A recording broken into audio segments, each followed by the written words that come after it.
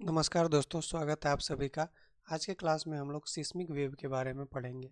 ये seismic wave वो wave होता है जो अर्थक्वेक के समय पर जनरेट होता है। तो इसको इसको इस तरह से डिफाइन करेंगे: the different type of waves generated during the earthquake is called seismic wave.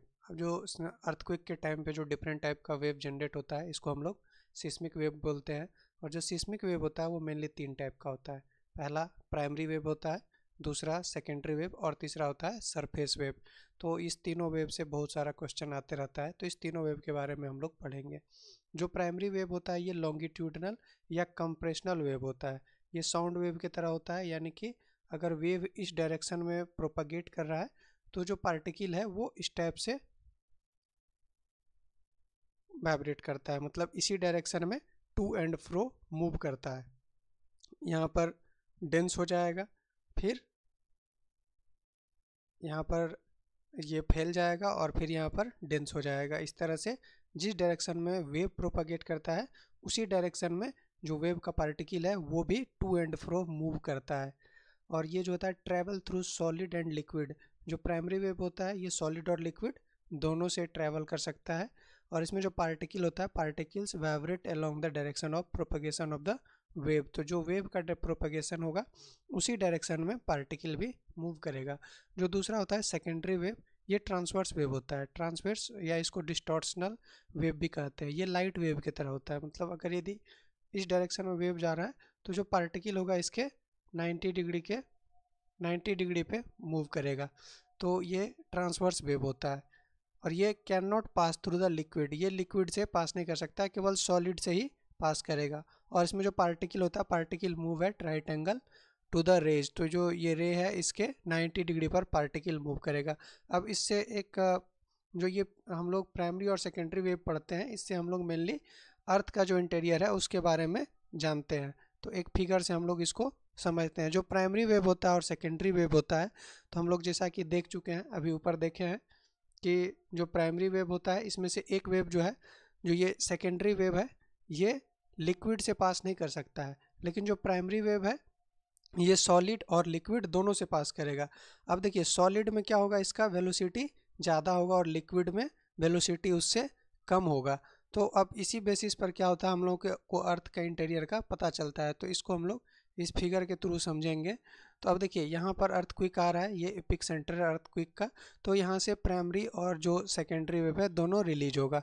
तो जो प्राइमरी वेव है ये सॉलिड और लिक्विड दोनों से पास करेगा। तो देखिए इस यहाँ से आएगा और ये हमारा जो अर्थ है, अर्थ का मॉडल है, ये जो छोटा सा पार्ट है ये क्रस्ट है, बीच वाला पार्ट ये मेंटल है, और ये जो पार्ट देख रहे हैं ये कोर है।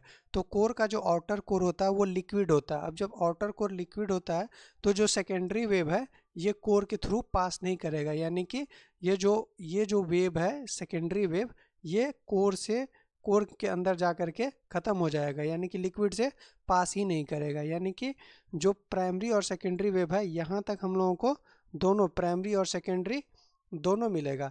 लेकिन इसके बाद हम लोगों को सेकेंडरी वेव जो एस वेव है ये नहीं मिलेगा। क्यों? क्योंकि कोर रोक लेता है। कोर क्या है? लिक्विड है, और सेकेंडरी वेव लिक्विड से पास नहीं करता है। तो चूंकि सेकेंडरी वेव लिक्विड से पास नहीं कर रहा है तो सेकेंडरी वेव केवल हम लोगों को इतना ही दूर प्राप्त होता है। तो इससे ही हम लोग को पता चलता है कि ये जो है बीच में कोई लिक्विड है, और लिक्विड हम लोग जान रहे हैं कि कोर क्या होता है, लिक्विड होता है। अब यहाँ से प्राइमरी वेव यहाँ से आएगा और यहाँ पर सेकेंडरी वेव तो आ ही रहा है, तो यानी कि यहाँ तक प्राइमरी और सेकेंडरी वेव दोनों मिलेगा। अब देखिए जब यहाँ से फिर प्राइमरी वेव जब इसमें इन करेगा तो मीडियम चेंज होगा। यहाँ इधर सॉलिड है और इधर लिक्विड है। तो जब सॉलिड से लिक्विड में आएगा तो यानी कि इसका वेलोसिटी क्या होगा, सॉलिड में ज़्यादा था और लिक्विड में कम होगा। और जब लिक्विड में वेलोसिटी कम होगा तो ये रिफ्लेक्ट कर जाएगा टुवर्ड्स द नॉर्मल, और जब नॉर्मल की तरफ रिफ्लेक्ट करेगा तो ये इस तरह से थोड़ा सा डेविएट करेगा।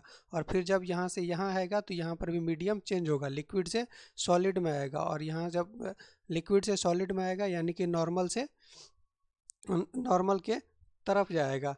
तो इस तरह से ये एक छोटा सा पार्ट मिलता है, ये शैडो जोन प्राप्त होता है। इस शैडो जोन में ना तो पी वेव मिलेगा और ना ही एस वेव मिलेगा, ना इसमें पी वेव मिलेगा और ना ही एस वेव मिलेगा। दोनों तरफ हम लोग को एक शैडो जोन प्राप्त होता है, और बीच में जो एक छोटा सा पार्ट प्राप्त होता है इसमें केवल पी वेव ही प्राप्त होता है। तो ये एक छोटा सा फिगर था जिससे हम लोग देखें कि जब अर्थक्वेक आता है तो प्राइमरी और सेकेंडरी वेव कैसे प्रोपागेट करता है। और इस propagation of primary and secondary wave से हम लोगों को अर्थ के इंटीरियर के बारे में भी पता चलता है। इससे हम लोग जान सकते हैं कि ये जो फिगर है इसमें ये कोर कितना बड़ा है। ठीक है, अब ये हमारा लास्ट वेव है सरफेस वेव। तो सरफेस वेव नाम से ही है सरफेस वेव। ये मेनली जो सरफेस होता है उस पर ट्रैवल करता है। These waves generally affect only the surface of the earth and die out at smaller depth. थोड़ा सा भी नीचे जाएगा तो ये ख़त्म हो जाएगा। Thank you.